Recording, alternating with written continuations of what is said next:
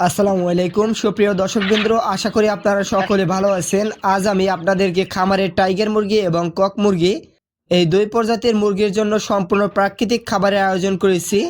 আজ আমি এদেরকে বাণিজ্যিক ফিড প্রদান না করে সরাসরি সতেজ লাউ শাকের লতাগুলো ঝুলিয়ে দিচ্ছি আমাদের খামারে। আপনারা ভিডিওতে দেখতে পারবেন মুরগিগুলো কিভাবে আগ্রহ নিয়ে শাকসবজিগুলো খাচ্ছে। আমার টাইগার এবং কক মুরগিগুলো যতটুকু স্বতঃস্ফূর্তভাবে এবং আগ্রহের সহিত এই ঝুলন্ত লতাগুলো থেকে খাদ্য গ্রহণ করেছে।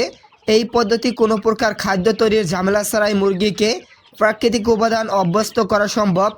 এটি তাদের নিয়মিত খাবারের একঘেয়েমি দূর করতে সহায়তা করে। টাইগার এবং কক মুরগিগুলো সাধারণত অত্যন্ত চঞ্চল এবং শক্তিশালী প্রকৃতির হয়ে থাকে।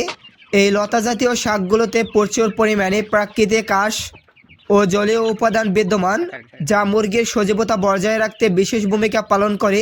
প্রাকৃতিকভাবে পাওয়া এই খাদ্য উপাদানগুলো মুরগিগুলোকে চনমনে রাখে এবং খামারের সামগ্রিক খাদ্য ব্যয় হ্রাস করতে সহায়তা করে।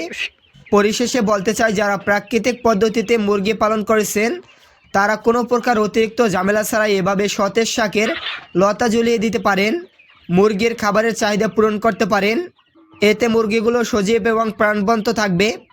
খামারে যে মুরগির ঠোকরাঠুকরি করার একটা ঝামেলা থাকে, এই শাকসবজি ঝুলানোর ফলে আমার জানা মতে এগুলো অনেক অংশে কমে যায়।